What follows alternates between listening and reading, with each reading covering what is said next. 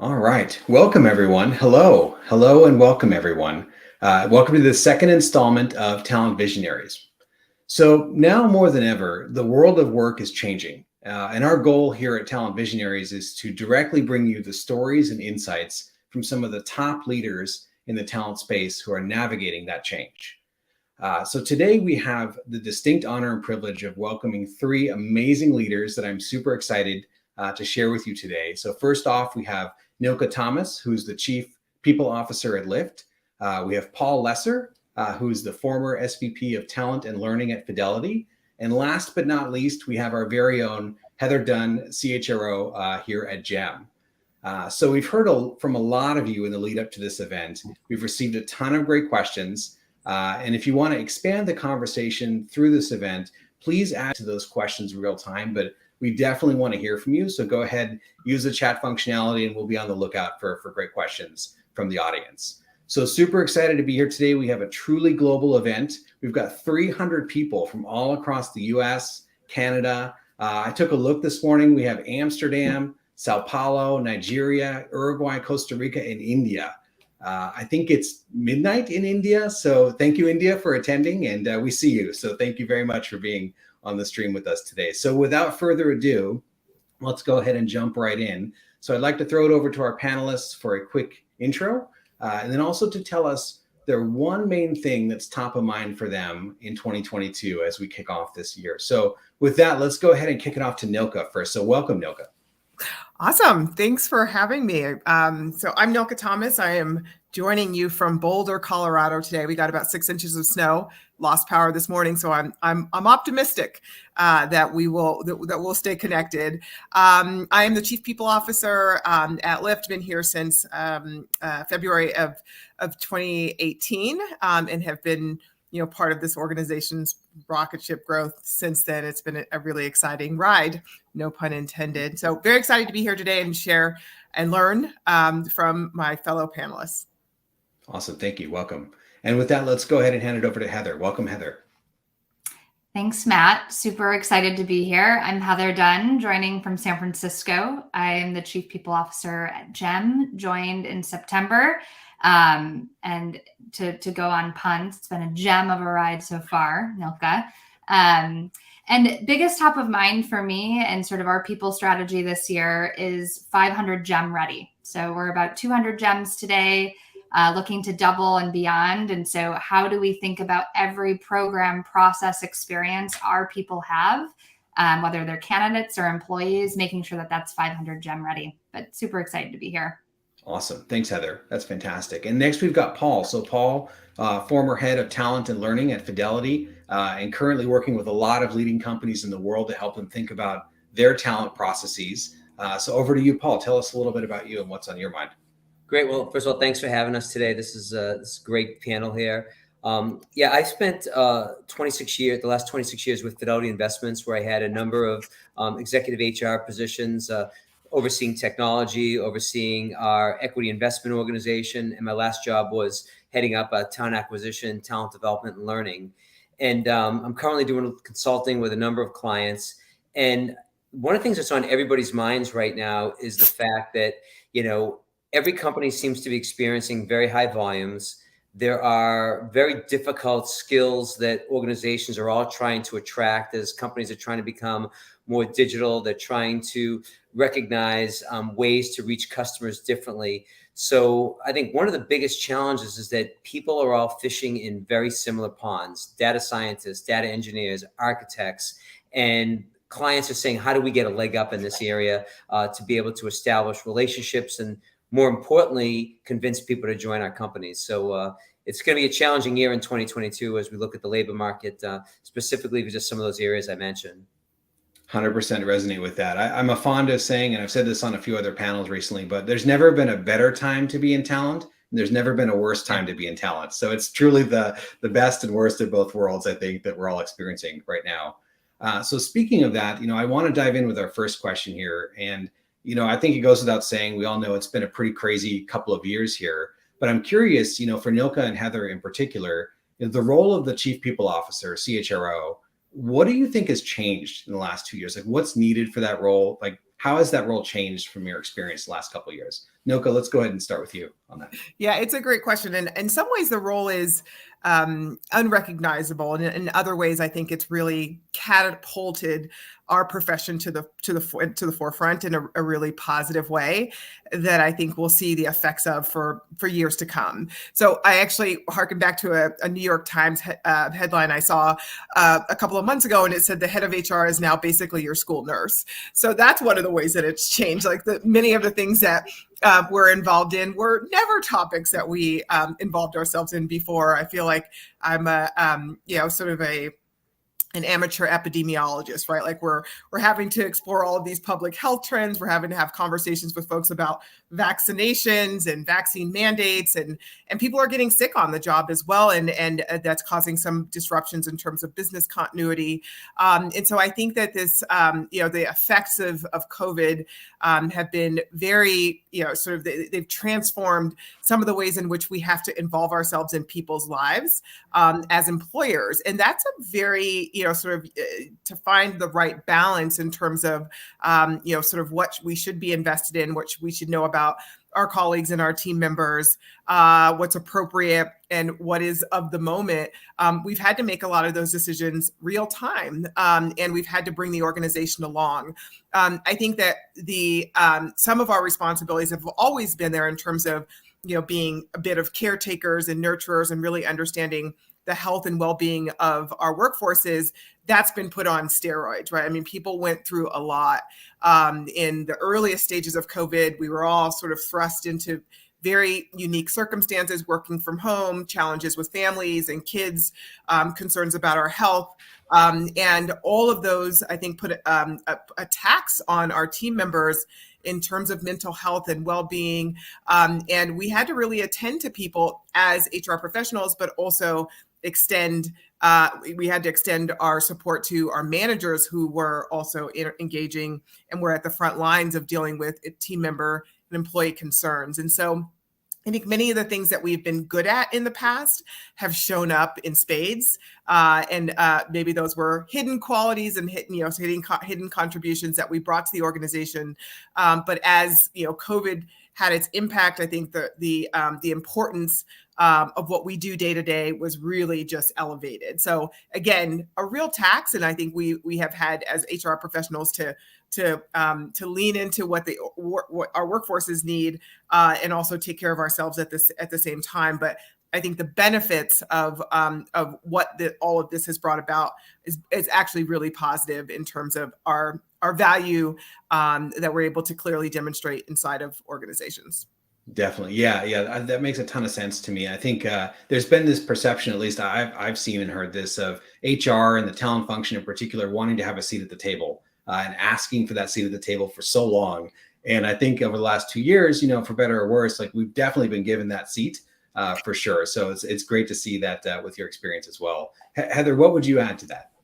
Yeah, no, a big plus one to a lot of what Nilka said. I was smiling during you talking about sort of taking on these new professions, because I remember early in the pandemic, someone saying like, I read this article and this is what it's saying that we have to do next with COVID. And I'm like, I just read the same article too, and so it has been a whirlwind of just pure education on my front in many ways. But I think on top of what's been mentioned, I think just the agility that's necessary from the function has shifted a ton. And I know this isn't uniformly true of all people leaders prior to COVID, but I do think that the last couple of years have really shifted us into really being more agile and thinking about what the changing needs are, knowing that quarter to quarter, we might have to shift everything we thought we were going to need to do. So gone are the days of sort of annual planning in some sense, and in the fact that our employees need different things, candidates are looking for different things. The ability to actually innovate and bring new programs as a differentiator, I think, is just continuing to be top of mind. So to me, on top of sort of the expertise and the necessity of the role, I think it's just been an agility factor that we've certainly adjusted to over the last couple of years. Excellent. Great point. Yeah, that shift from a waterfall mindset to an agile mindset, I think that's definitely something that we hear a lot for sure. Excellent.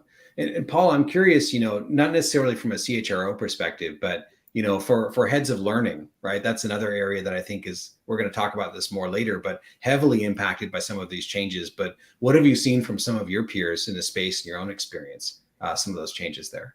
Yeah, I think one of the biggest challenges has been that as companies have continued to hire, okay, the onboarding aspects of new hires is absolutely critical, and the learning function and the talent acquisition function need to really work very, very close together.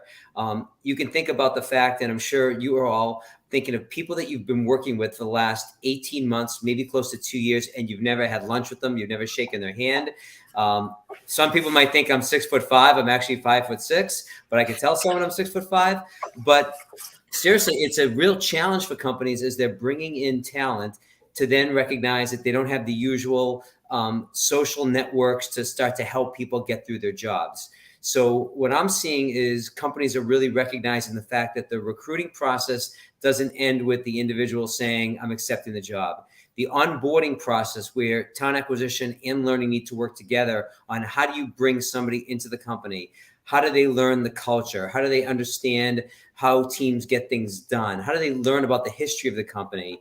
How do you create an environment where we've all been in a situation, you start a new job and there's a question that comes up and you can tap the person in the office next to you or the desk next to you to get an answer. So how do you think through some of these things? So I think the learning function has had to really change in terms of being, and Heather used the word agile, you've got to create an environment where people can come in and feel like they made the right decisions, okay? And more importantly, not just the right decision about their job, but they're seeing other aspects of the company that they really can reconfirm the decision they made. Nilka talked a lot about the changes with COVID around mental health support and caregiving and additional benefits to support people that were going through tough times. And you need to weave all that together because, yes, we're hiring people to get jobs done, but at the same point, they're managing their lives right now in a really difficult time for a lot of people. So I think learning's had to really change a lot and really think about the fact that the day one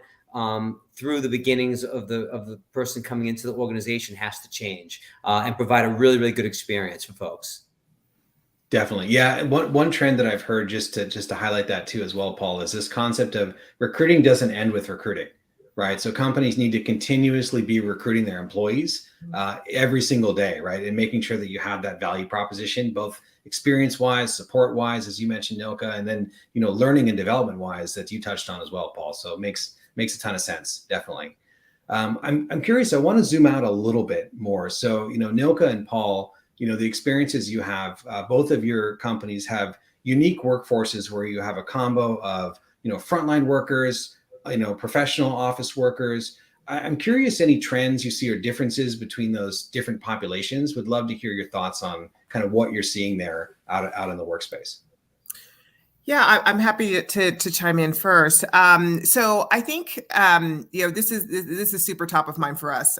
We have a pretty diverse workforce with a heavy operational set of teams that are frontline.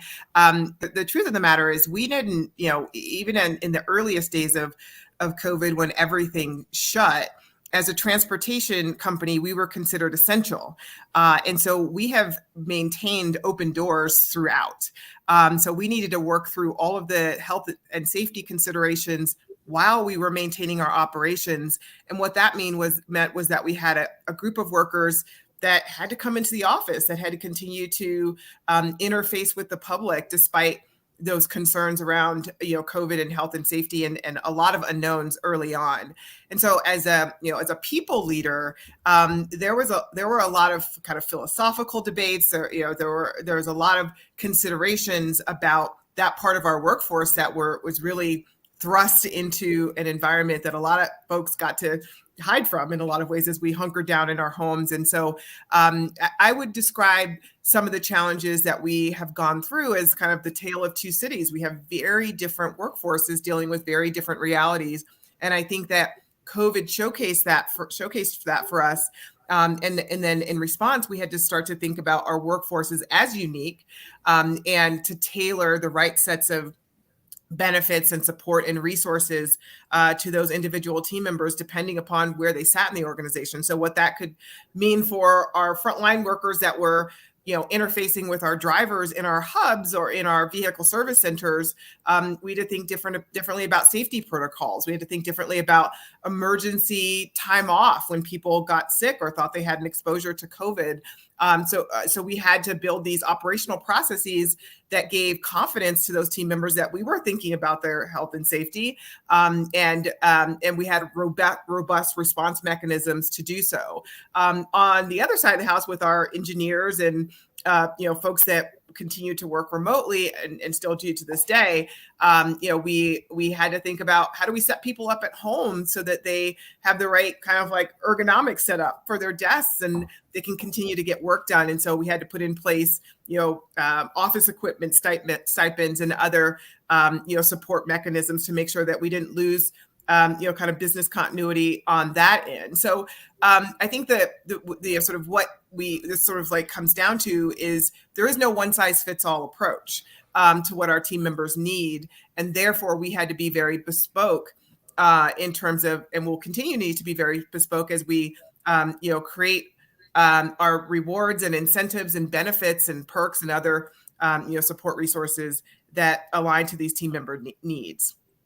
Excellent. Thank you, Nilka. Yeah, definitely that theme of agility is coming through loud and clear with that answer. So thank you so much for that. And Paul, would you add anything else from your experience with Fidelity previously? Yeah, I think, if you think about Fidelity, obviously one of the largest, if not the largest financial services institution, look at the volumes of what we hire. We tend to hire people that directly face off with customers, either through the telephone or in person. And then we hire engineers and technologists to build tools and applications to help the clients. COVID created a tremendous amount of challenges. Volumes had never been higher in terms of our call centers. So hiring was essential. We've always found that, again, bringing people in as cohorts because they need to get licensed to be able to study together, to be able to learn together, was a real competitive advantage. Now people were doing this in the privacy of their own home, which was, I think, in some cases challenging for them. And at the same point, though, we wanted to create an environment where they felt supported to be able to get their jobs done. And I think that particular area of our business continues to be, extreme high volume. But it's also what we've learned is that the associates in many cases want to be with their coworkers because they get coached on if there's a tough call or a tough client, someone's there to coach, someone's there to help them, versus they hang up, they're in their house and they're on to their next call. So, but on the flip side, you've got the engineers, as Nilka mentioned, where a lot of them want to continue to just work at home. They like the flexibility and they're able to get their jobs done. And in many cases, they feel that they're more productive. So balancing the needs of what your customers are looking for, because a lot of customers want to go into a branch and have a financial review with a branch rep. They want to do it in person. Some may be happy doing it over the phone, but you want to be able to give people that flexibility. And on the other side, you've got the engineers where you may feel like, particularly as you're working more closely between the business and the technology people, that being together, maybe you get more innovation, maybe you get better productivity in terms of being able to execute by working more closely with the teams. So I think those are areas that I think a lot of companies are still really challenged with how to balance that, because at the end of the day, every individual is unique about what they're looking for out of work, how they want to manage their lives. And at the same point, you've got unique challenges based on the job you do and the people that you're supporting. So definitely. Yeah. And I think just the common trend too of how do you maintain equity across those experiences? There will be nuances and differences that are hard coded in, but as much as possible, how do companies think about maintaining that equity throughout? And with that, just want to segue to another big topic here that I'd love to hear all of your thoughts on. But we've all heard about, great resignation, great migration, all of those things.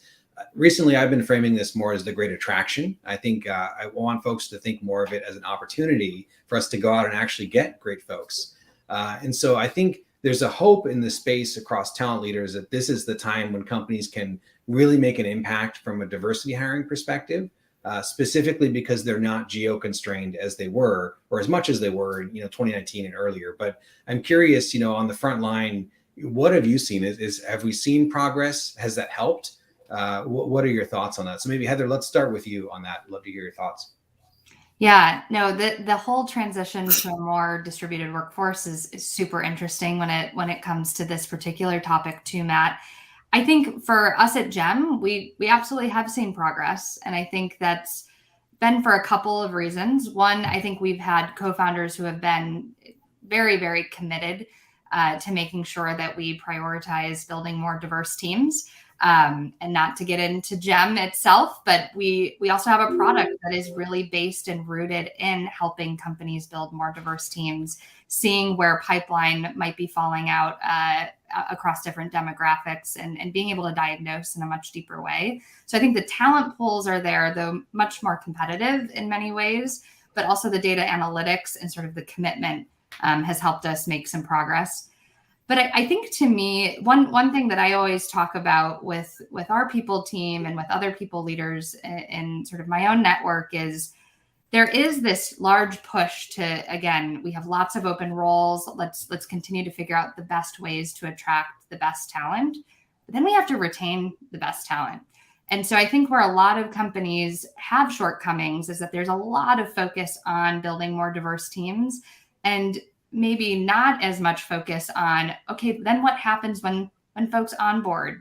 What are the communities that are developed? How are we supporting individuals and making sure things are set up for success? How do we then sort of transition into more retention level efforts from a diversity, equity, and inclusion perspective that I think, while companies need to focus on hiring, also need to even more importantly, make sure you're not losing talent at a similar rate.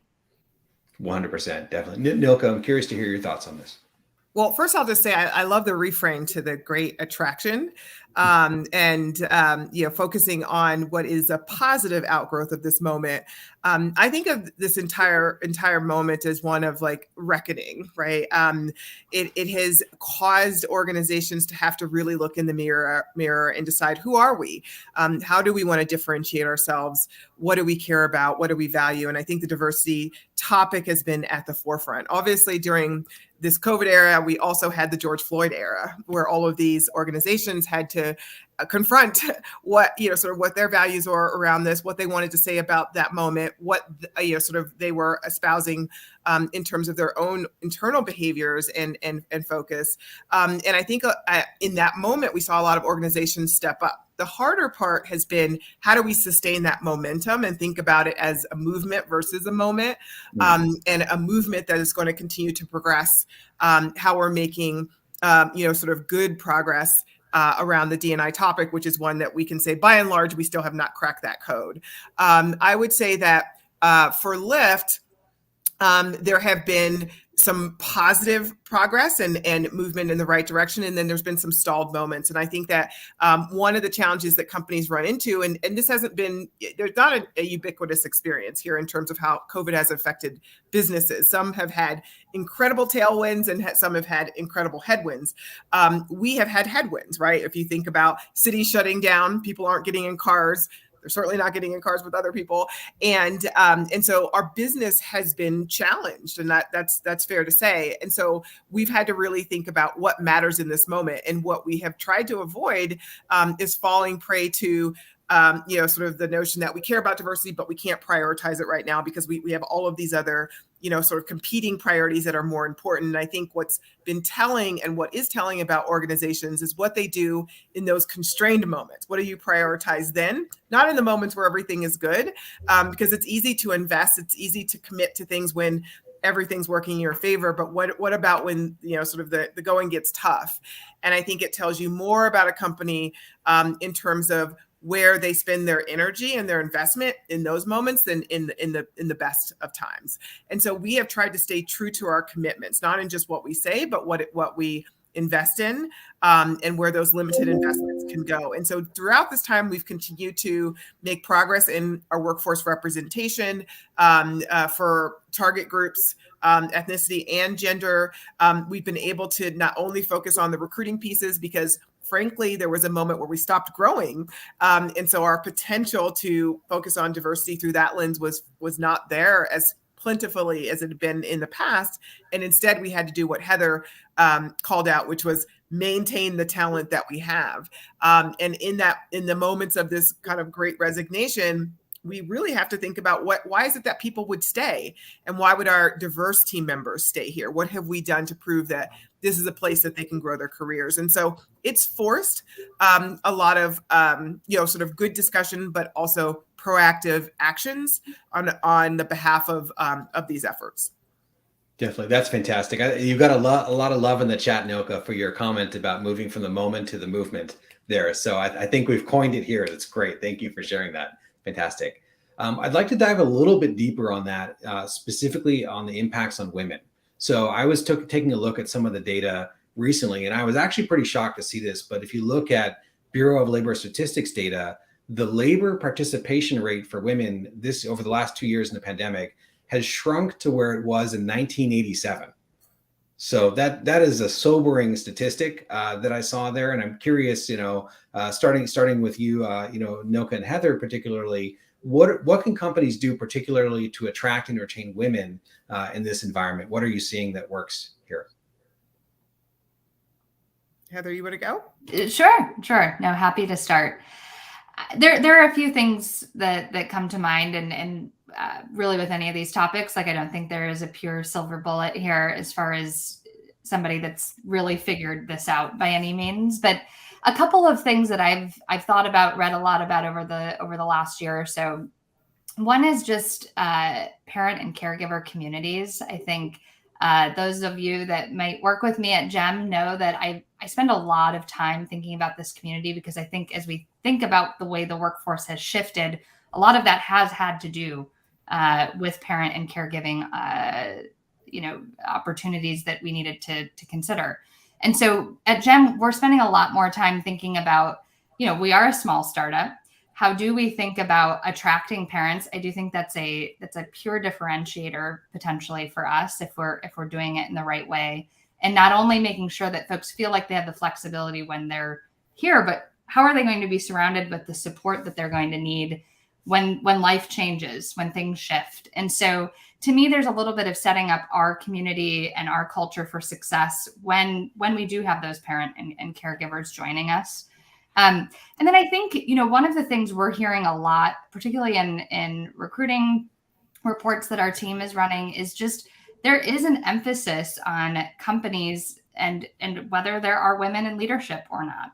And so this is not new news by any means, but I do think what we're hearing from candidates is a much bigger push to understanding a bit to Nilka's point around we're saying some things, but let me actually see. And so to me, if we've got the labor market that we have today, how do we think about actually showing the representation that we have, showing the mentorship, showing the sponsorship that folks will have if they do choose to come to the company? And then the last thing I'd say is just, I think there's an opportunity to be a bit more creative about what work looks like. I'm a big fan of companies like the Mom Project, where we do need to get more creative about integrating folks wherever they are in their stage of life or trying to reintegrate to the workforce. And I think companies that can think more creatively about bringing talent in may have a bit of a differentiator on this topic. But again, no silver bullets in my mind, but a few observations I think I've had over the last couple of years in particular. Excellent. Nilka, what would you add? Yeah, I would agree with Heather. There really isn't a silver bullet. I think that what's been really important in this moment is the diagnostic. Why is it that women are impacted in the ways that they are? And we're seeing these negative trends in terms of labor market participation. And I think that those reasons can vary from workplace to workplace, but there are probably some pretty consistent themes that women have just struggled with, right? And I think to the extent that organizations can be responsive to those is where you've been able to provide that level of support that will maintain those women in the workforce. So leave programs are huge. We know that, and not just women, but parents, women maybe bearing more of those parental responsibilities in households really struggled during this moment. And so we've leaned into our leave programs as a way in which that we can support women and outside support for families and then for women. So changes to our paid parental leave, unlimited time off, emergency time off, childcare support and resources, as well as changes to our fertility programs that we think are also helping us to attract women and LGBTQI, sort of team members. And so, it was one of the ways that we could differentiate ourselves and say, we welcome these folks in our workforce. And it was also a way to support the people that are already here in the time of needs that many people were experiencing. I would say the other thing is community. A lot of what folks have expressed as a need for themselves is just an ability to have an outlet and to connect with others, maybe going through a shared experience. And so we've leaned into our employee resource groups for parents to create a little bit of that support network and to let folks know that we're listening, and it's a great place to also bubble up concerns and do more of that diagnostic and discovery in terms of ways that we can be even more helpful. I again, going back to the silver bullet comment, there isn't one, but I think to the extent that that team members feel like you're listening, trying to understand their needs, and then getting creative on what those solutions can look like. The thing that I'm most excited about is a potential really positive outcome of everything around COVID is the ways in which it's transforming where and when we do our work. And we know that that's going to have an outsized effects on women and folks with families. And that's been, at least at Lyft, a really transformative and evolving conversation where what we were thinking about 2 years ago in terms of post-COVID realities is very different than where we all are today. And I think that it's been a process getting there, especially, frankly, a lot of us are led by organizations that are mostly male, mostly white. And I think they have struggled with relinquishing a little bit of control in some instances in terms of what this looks like in the forward. But we are making really good progress. And again, that's one of the things I'm most optimistic about in terms of where things net out after a lot of this is said and done. That's great. Yeah, great to hear that progress. Paul, yeah. Yeah, I just want to add one thing. I think both topics of the last two questions, I think companies need to realize you can't recruit your way out of these problems, okay? And that seems to be the first thing that companies will say. We need to go to more HBCUs. We need to, hire more women because of X. And it's like, and I think Heather, you said it, and Nilka, you said it. First of all, take a look at your own people and what are you doing to develop them and give them opportunities? And are you challenging them? And in many cases, we are more comfortable challenging somebody coming in from the outside than challenging somebody that's currently been in the inside. And I think those are behaviors that have to change because actions speak louder than words. We all know that. And people are watching, okay? And they understand if there's a key person that leaves the organization versus a key person who gets promoted into a new role. Those are things that people within organizations are actively noticing. I think when you think about, different ways to bring talent in, you can certainly complement, you're talking about women. There's some great programs out there for returnships of women who have taken career breaks, but companies have to set them up for success. These are individuals that are highly talented, but they may not have worked in 4 or 5 years. You can't expect them to be AWS certified. You can't expect them to, have specific skills that have really just come on. But what you're doing is you're hiring great talent that needs some development, needs some support. But the loyalty factor is off the charts if you can make that happen. And like I said, I've consulted with some companies and utilized some of the services, and it's been very, very successful. But I also think anybody who's watching this right now as an HR leader, businesses have to realize you cannot recruit your way out of these issues. Recruiting definitely can help, but there's a variety of other aspects that companies have to dig into. And if they think that the only metric that matters is recruiting and filling jobs quickly, well, they're not going to have diverse talent. Okay, they've got to understand that, to source people and source candidates that are going to give you diverse profiles, and diversity may be just different industry. It could be, different skill set where someone wants to transition. There's a variety of factors there that I think can really add value if companies are willing to invest in it. And again, the actions speak louder than the words.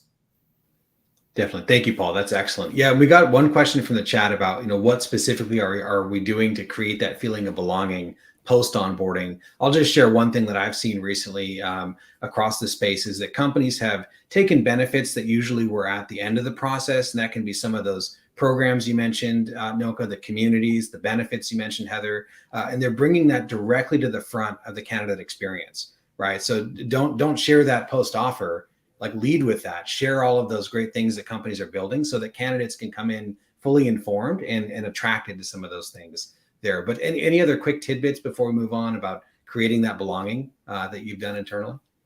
So one thing I will add is that on our employee survey, we have included a question that asks, I have one person in the organization that I can go to. So we really want to know that when people are showing up, especially our newest team members, I think it was brought up on the call that they've never set foot in our doors. They've never met their colleagues live. And so that ability to feel like I have a connection here, at least one person that if things aren't going well or I'm not feeling engaged that I can go to. We want to know at that very fundamental level, do you feel like you belong? Do you feel like you have a support system? And to the extent that we see changes in that trend, we know we have some work to do. And that work happens via our management workforce in that layer and making sure that they are ultimately responsible and have a pulse on the health and well-being of their teams in terms of engagement and connection and belonging. Excellent. Love that. Heather, anything else to add to that quickly before we jump? Yeah, no, I think the only thing I'd add from the candidate experience is, again, to so many of the points, like you can't recreate the space that someone's going to physically re-enter, but how do you honor and show them the respect you have even around diversity, equity, inclusion from the get-go? So things that we do include asking for pronouns and name pronunciation at the very get-go. I mean, these are like when we added this to the interview loops, it was like, oh wait, that's a no-brainer. But the number of companies that I assume might not be thinking about even just these small changes show a great reflection on what folks can expect when they do come into the door. These don't have to be big, grand events, but they can be small notions of just what belonging will look like once they join. Definitely. Thank you. Yeah. And Paul, I'm curious what you think about this question from a learning perspective. So, companies, being remote today, people not having that in-person experience, what do they need to create that sense of belonging from a learning and development perspective? Yeah, like anything else, Matt, I think you have to understand your audience that's coming in, okay, the types of associates that are coming in, and understand what is important to them. So as an example, a technologist, it's all about continuing to obtain and gather new skills, okay, and be able to learn new skills to be able to get onto new projects, progress their career. So what are tools that you provide them to be able to go out and continue to build their craft? And there's some really great products out there that we've looked at and implemented where people are able to see that they can come in day one and begin to not just do their job, but get support. I think that the ability, though, to create an environment where people know learning is important, and it's not just, taking a course or doing one of these online programs, but learning is, hey, we're going to build you up with a peer buddy in another part of the company to learn about what this side of the company does versus the side your company does. Learning maybe, hey, we want you to get involved. We're pulling together a group of individuals to get some feedback on how we can, do something different in this region. We want you to be part of this.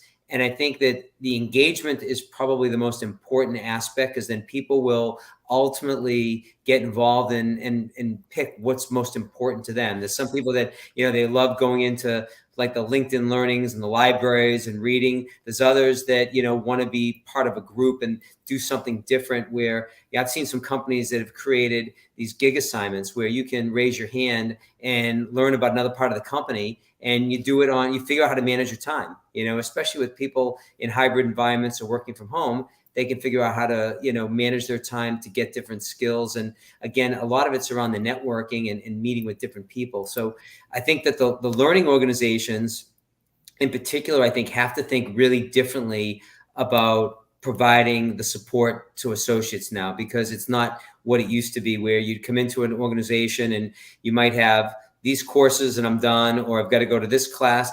the world has changed, and you think about the way kids learn in college now and how they leave and come into the workforce, they're expecting a very similar experience. So I think that the learning profession is going through, I think, a pretty significant change right now, both in terms of not just tools, but also understanding how people want to learn together, and more importantly, then use that to continue to develop in their careers. So.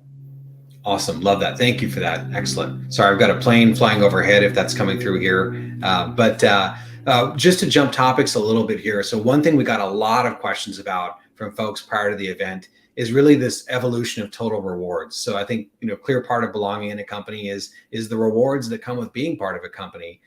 We've seen a lot of experimentation recently, some big moves. Amazon doubled their base pay. Apple made some big moves, announcing some increased benefits for their frontline retail workers. But I'd actually like to ask, Heather first. GEM is a smaller, faster growing company. What are some innovative, total rewards things you're thinking about that are on your radar? Yeah, this is one of the benefits of certainly being at a smaller company and feeling like we could be a little more agile and making those shifts and trying some pilots. I certainly am a comp and ben nerd myself. And so there's certainly a lot of things I could touch on there. But when I think about actual employee experience, we talked a lot about sort of being a differentiated, great workplace for parents and caregivers, which I think we've talked quite a bit about. But actually, to some of what Paul's point was, we actually are thinking a lot about letting folks experiment in new roles for a period of time, with a really solid process that's supporting them, that they're able to actually fully go do a month or two's work in a new role and be able to understand whether there's a fit there. So we've actually had some success, particularly transitioning into the engineering function, that I'm trying to figure out how to scale more generally. I also think we're at a really interesting size where I'm spending a lot of time thinking about how we can bring our community together. COVID permitting. I know we may or may not be touching on metaverse in a little bit, but just thinking about, when we do get together as a company, not only how do we think about it from a social and, connection perspective, but also from a learning perspective and sort of the momentum that we'll need in this growth phase we have as a company. And then to me, less on the employee side, but I think there's a lot of innovation and piloting that we've been able to do on the candidate side. So how to create very, very personalized experiences for folks so that they know, again, that we've heard them. We heard about the random thing you're doing next weekend and sent the birthday cake for the party you're going to next week.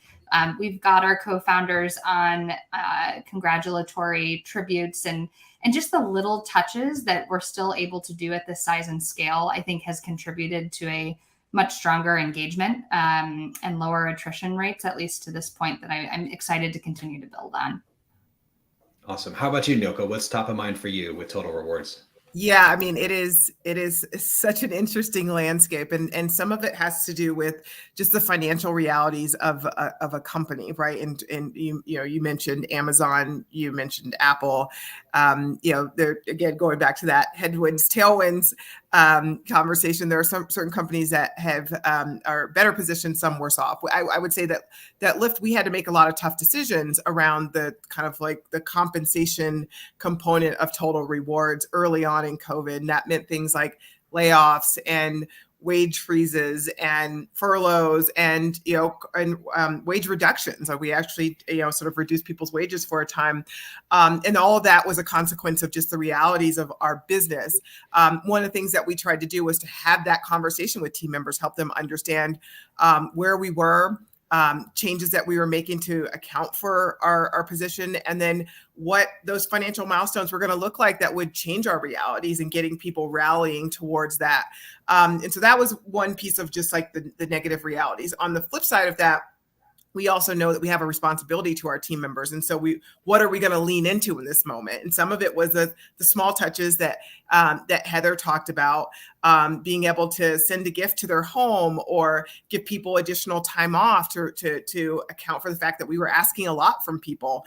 Sort of one of the things that we care a lot about is people's health and well-being. So while we were making some unfortunate changes to our comp structure, we were also leaning into better health insurance, better, fertility and family benefits, more time off, more mental health and well-being resources as people struggled with some of those, personal realities. So we spent our dollars in places that we thought really benefited our team members most, and matched to our financial realities.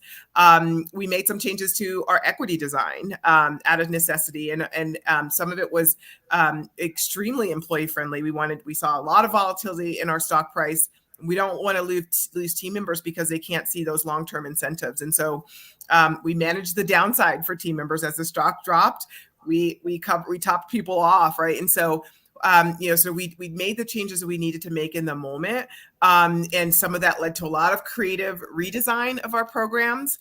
Some of it were stopgaps to, attend to our realities. But all in all, I think it's helped us to really understand what team members are asking for, what they need, to collect a lot of data from our workforce, from our exiting workforce. Where can we be doing better? So this has been a time of discovery, innovation, and really listening to team members.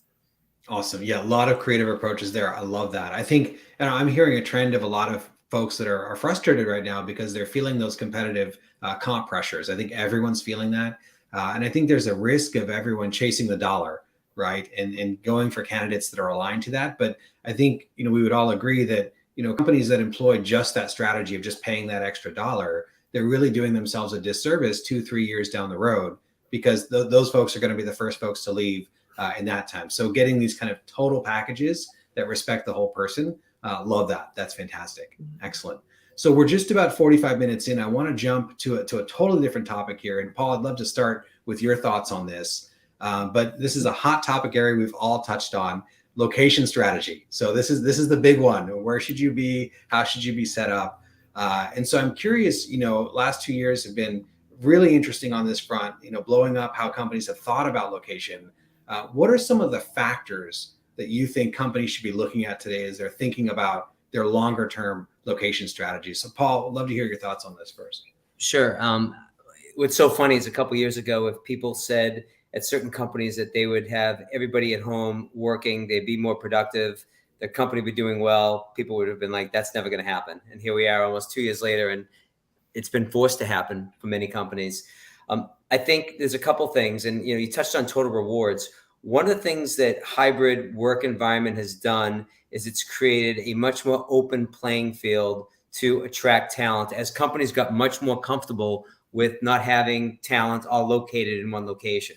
So you've got companies that historically were East Coast or Southeast that now are saying, hey, we can go and recruit talent on the West Coast, and they can easily fit right into our organizations, do the work, and it's seamless because we're all on Zoom together, and that's kind of how we're all working. So I think companies right now, particularly in areas where it's really hard to find talent, like in tech, you've got to be thinking a lot differently about how and where you're going to go to recruit the talent versus thinking you're going to get the talent to come to your organization and come to your campus or your office. That's just, I think, the reality of the world we're in right now.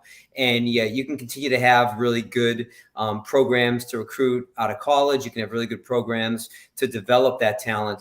But for certain skills, companies that are winning right now are recognizing the fact that they are going to look into markets that maybe they've never had employees before or associates, and they're going to go out and they're going to hire them. Now, there's a real impact in comp there also. When you have West Coast companies that historically have had to pay up, and they can go to the East Coast, they can go to the Southeast, and they can give people really nice bumps. And here it is, the company on the West Coast is saying, hey, this is pretty good. Normally we'd have to pay $225 for this person. We got them for $200. The person on the East Coast is like, hey, this is pretty good. This job was paying $175. They're paying me $200. Everybody starts to get happy, but what's happening is it's all basically coming together as one overall compensation strategy for specific areas. And I think some companies are being slow to react to that, or they're kind of saying, well, is that really happening? And, all my comp friends will love hearing me say they always want the data, get me the study. But in markets like this, sometimes you don't have time to react to that. So I definitely think that the hybrid environment has created a much more equal playing field for companies to recruit. We've talked about the need to have effective onboarding programs. And if you can do it well, you can go to markets where you know there is more talent available that can give you a competitive advantage to be able to go into those markets. I think the key is going to be a few years from now, as individuals want to progress in their careers, are companies demonstrating that if you are a virtual employee, you're able to do that? Okay. And we've seen the pendulum go from, like I said, 2 years ago, we could never all be remote, to 2 years later, let's all be remote. Like everything else, my guess is it will settle somewhere in the middle, because at the end of the day, people, I think, are going to want to have career development and career pathing. And that could, in some cases, depending on the role, be limited based on where you are from a geography perspective. So I think the time is going to ultimately inform us what that best model is. But I think it's safe to say we're not all going back to everybody's in the office 5 days a week. And I think in a lot of cases, companies that have been active in completely going virtual may then say there's opportunities for us to bring people together for a variety of reasons. So that could shift as well. So. Awesome. Thank you for that. Excellent. Nilka, what do you look at when you think location strategy? Yeah, I'm just going to plus one everything that Paul mentioned. Those are definitely positive outgrowths of this. Two other things I would say that are factors in how we're thinking about our new workplace strategy, which we actually just announced yesterday. I was out in California for that. So I think diversity is huge. As a company that has the bulk of our corporate offices in locations that aren't particularly diverse in terms of racial diversity, this opens up a huge new talent pool for us. And so there's a lot of positive, sort of contours of that. So we're gonna really lean into that and make the most out of really the whole U.S. becoming our talent pool, including those places that have a depth of diverse talent that we just hadn't been able to access before, get those folks to move to expensive locales like San Francisco, right? Like people just weren't up for that in a lot of instances. So that's a positive factor. The other one I would say is this is, Paul made the point, like if you had told people 2 years ago that we'd all be working from home, I'd have been like, that's nonsense. That's never going to happen. And I don't even think I would have been like super receptive to it then. But the ways in which that my life has changed, my colleagues' lives have changed in terms of finding that better balance, not spending an hour a day in each direction commuting, not having to, have as much business travel as we became accustomed to. It's changed the quality of life that we have and our ability to be productive. So that 2 hours I would have spent to and fro from the office, I'm actually spending that doing work or recouping that time for something really valuable in my life. Be that, spending time with my kids or something as mundane as like getting my laundry done so it doesn't stack up in a corner, right? And so I think it has really changed the ways that we are living. And I mean that in the positive sense, right? And taking some of that unnecessary overhead away. Value, we cannot argue that anybody was getting value spending an hour in each direction on the BART, right? Like that just was not a positive contributor to our lives. And that having that sort of like sucked away or reduced, we're able to repurpose that time in ways that that people are finding really valuable. Awesome. Actually, yeah, definitely agree with that. Not spending time on BART part personally has definitely resonated with me there. Heather, anything you would add to that? Yeah, maybe the only other thing I'd add is similar to some of the conversation around the emphasis on recruiting more diverse talent and needing to actually pay attention and spend equal, if not more, time on the retention and growth of talent. I think this applies here too, which is, I think this is a super exciting time. I am similar to Paul that like maybe there is some little bit of correction at some point, but I think what companies need to think about is, where are we in this journey? Not only from, what your employees need, what your culture is really rooted in, but are you set up for success for this model?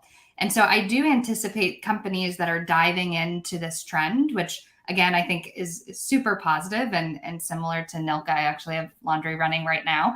I do worry about companies really being thoughtful about what growth looks like for their employees, how they're bringing communities together, what communication and documentation mechanisms they have in place to make sure that there's an equitable experience. And so I do think, as companies make a consideration of either of the model, or I shouldn't even say either, any of the models that exist now, it's really taking a good look at what the experience is going to look like and the journey to make sure that it's just as great as the talent market that you have access to. Fantastic. And just in time here, I want a perfect segue. I wanted to shift this a little bit. So thinking about in-person location strategy, which we just talked about, I read Josh Berson's 2022 predictions most recently. And one that stood out to me was he's calling for a greater focus on the metaverse. So companies leveraging virtual experiences to kind of supplement the in-person experience. But curious, quick poll from the panel, good thing, bad thing. Love to hear what you think about it. Is that going to be a thing in 2022? What do you think?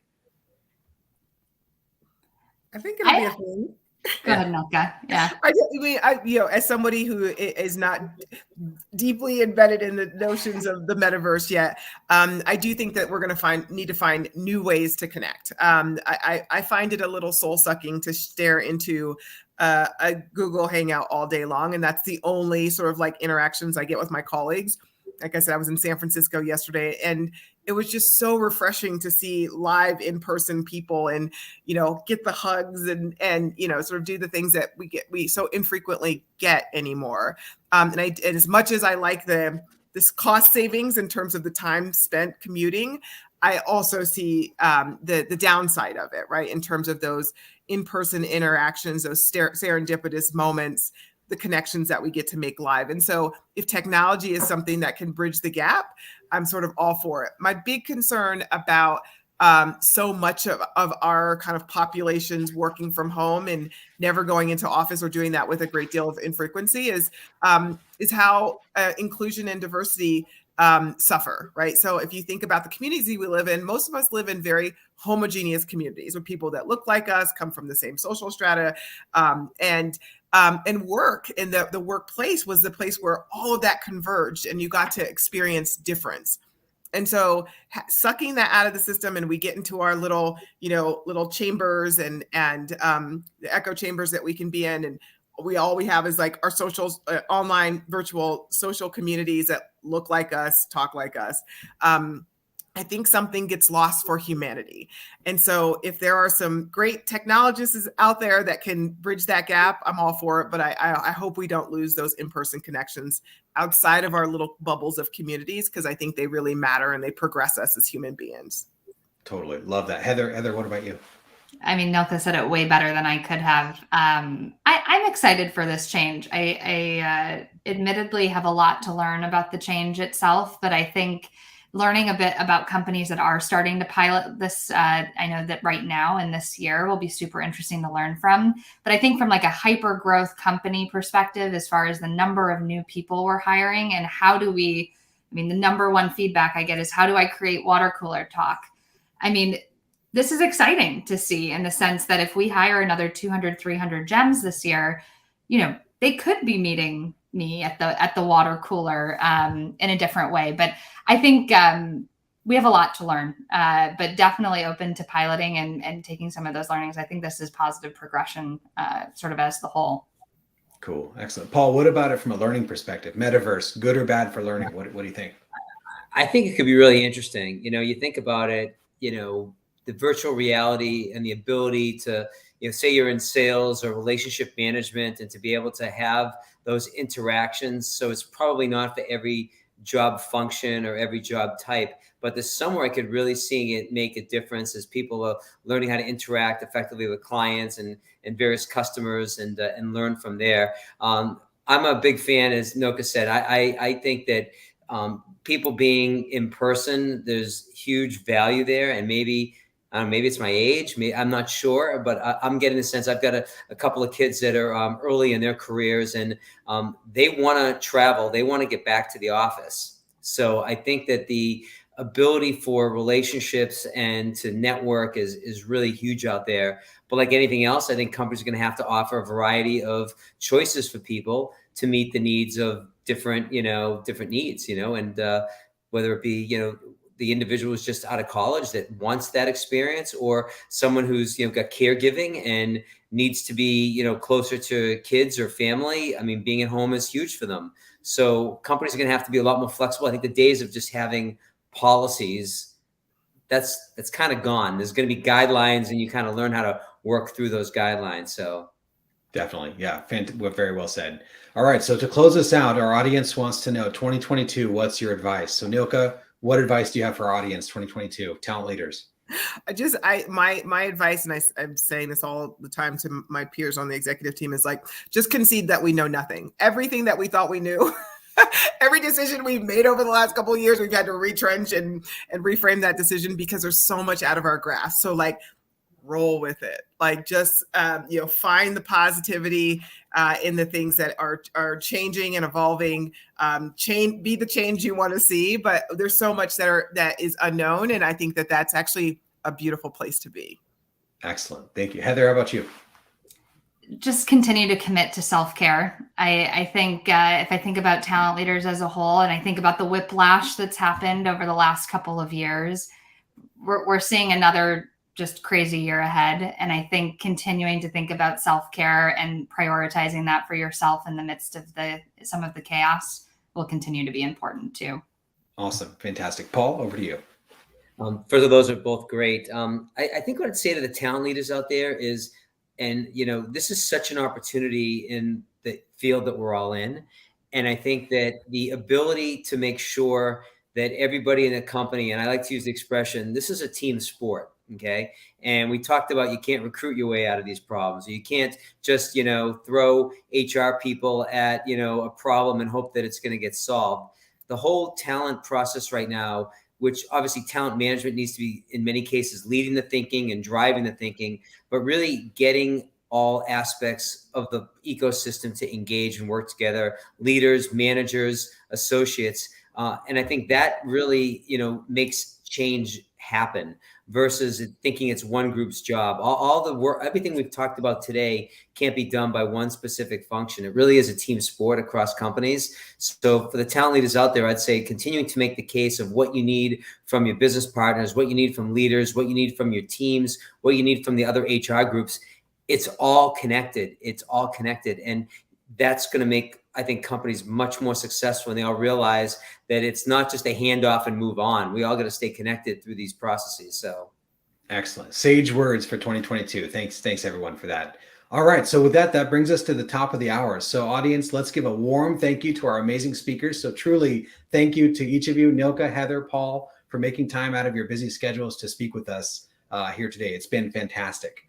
And thank you to the audience for joining Talent Visionaries as well. So if you like this content, we want to hear from you. Join the conversation. Go to gem.com/talent visionaries. So you can go there. We've got tons of great content, and you'll also be the first to know about new upcoming events that we have soon. So we look forward to hearing from you, and thank you all. Have a great day. Thanks, everyone.